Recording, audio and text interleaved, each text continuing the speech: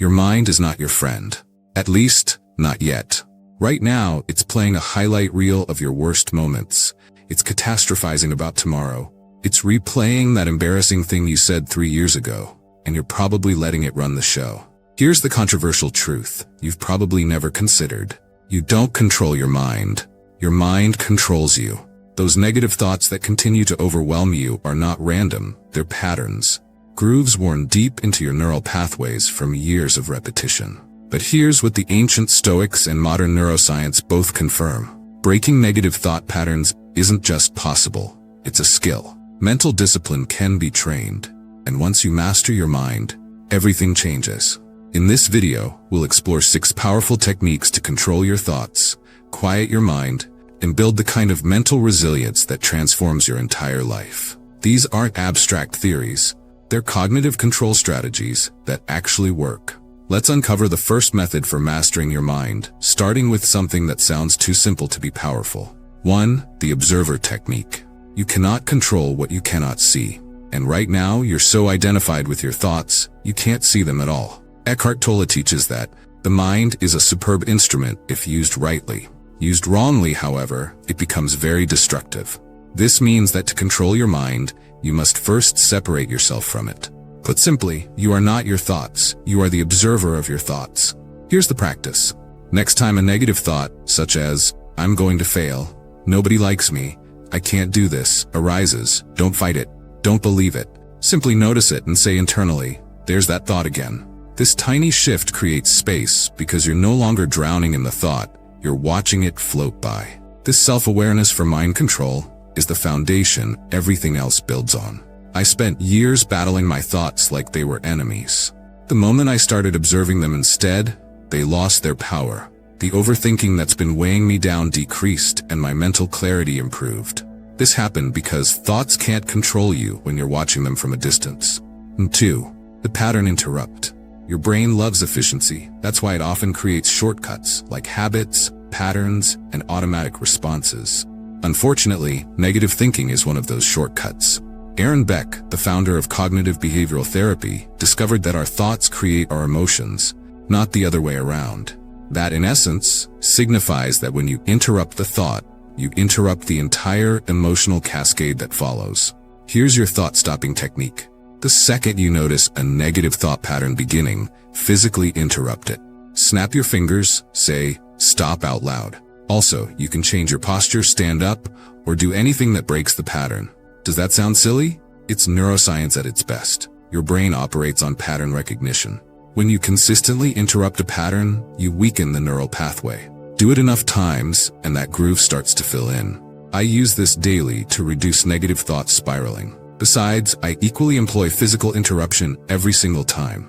After weeks, those thoughts appear less frequently, and after months, they lose their intensity entirely. This is how you train your brain to stop overthinking, by refusing to let the pattern complete. 3. The replacement strategy. Nature abhors a vacuum. You can't just remove negative thoughts overnight, you must replace them with something stronger. Marcus Aurelius wrote in his Meditations, "The happiness of your life depends upon the quality of your thoughts." This means that controlling negative thoughts isn't about suppression, it's related to substitution. Mental discipline requires you to actively choose what occupies your mind.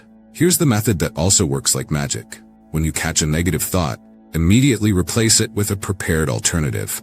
I am not referring to toxic positivity, I mean genuine reframing. Learn to replace negative thoughts, such as, I always mess things up, with, I'm learning and improving with each attempt. You can also replace this is too hard with this is challenging, which means I'm growing. What follows may sound unbelievable, but it's the real key. Prepare these replacements in advance. You can write them down and rehearse them, because in the moment of anxiety, your brain won't generate helpful alternatives. Instead, it'll spiral deeper. This positive thinking habit has nothing to do with denying reality. It's rooted in choosing which reality you focus on, and that choice determines everything. Before I proceed, I'm pleased to have you stick around till this moment. Most people would rather stay stuck in familiar, negative patterns than undertake the uncomfortable work of changing them.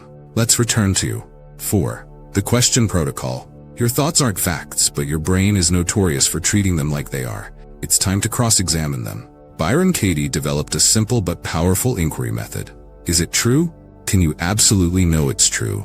These questions activate critical thinking, which immediately reduces emotional intensity. Here's how to gain self-control over racing thoughts. When anxiety strikes with, "Everyone thinks I'm incompetent," interrogate it. Really? Everyone? How do you know? What's the evidence? Can you absolutely prove that's true? Usually you can't. And that uncertainty creates an opening. Then ask the transformative question, who would I be without this thought? Suddenly you're not defending the thought, you're imagining life without it. And that imagination becomes an absolute possibility. I've used this technique during panic attacks, before important presentations, and during moments of crushing self-doubt. The questions don't make negative thoughts disappear. Rather, they expose them as the stories they are. And once you see them as stories, you can write different ones. This cognitive control method works because it engages your rational mind, which calms your emotional mind. Number 5.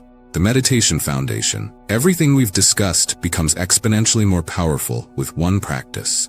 A practice that's reputed for helping millions worldwide to be in total control of their thoughts. I am talking about meditation for mind control. Jon Kabat-Zinn, who brought mindfulness into mainstream medicine, explains that you can't stop the waves, but you can learn to surf. Put simply, meditation doesn't eliminate thoughts. It teaches you how to maintain mental focus despite them. Start simple and invest just 5 minutes daily. Sit quietly and focus on your breath. When thoughts arise, just as they will, notice them without judgment, then return to your breath. That's it. This isn't spiritual fluff, it's a powerful brain training exercise. Studies using MRI scans show that regular meditation literally changes brain structure. It strengthens the prefrontal cortex, responsible for emotional regulation, and weakens the amygdala, responsible for fear responses. What does this mean practically? After consistent practice, you naturally notice thoughts sooner. You respond rather than react, and controlling anxiety thoughts becomes easier because you've trained that mental muscle. The breakthrough moment for me wasn't during meditation. It was in daily life, when I realized I could access that calm awareness anywhere, anytime. That's when mental calmness becomes your baseline instead of your exception. 6. The environment design. Few people know this, but it makes all the difference. You cannot win a willpower battle against your environment.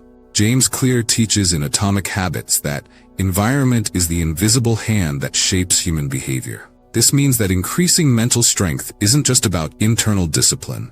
It's about designing external conditions that support your mind. Your environment either reinforces negative thought patterns or breaks them. For instance, scrolling doom on social media for hours is an environmental programming, just as much as surrounding yourself with complainers and whiners.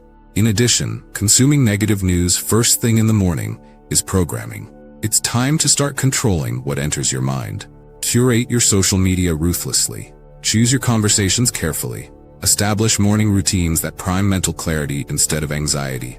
This isn't avoidance, it's strategic. You're building mental resilience by reducing unnecessary cognitive load. Every piece of negativity you filter out is energy available for the positive thinking habits you're trying to build. The moment I treated my environment like a garden by carefully selecting what I let grow, my internal landscape transformed. Conclusion. Well, my beloved friends, as we draw the curtain on these mind control techniques, remember what Viktor Frankl discovered in the darkest circumstances imaginable. Between stimulus and response, there is a space. In that space is our power to choose our response. That space is where you control your mind. That's where you break the patterns that have been running your life on autopilot. In the comments below, share which technique you're committing to practice this week. What's the negative thought pattern you're finally ready to break? Let's support each other in this journey toward mastering our thoughts. If this video gave you clarity, hit that subscribe button and strike the notification bell. This channel's blueprint is to build a community dedicated to mental strength and emotional freedom. Thank you for watching, and see you in the next one.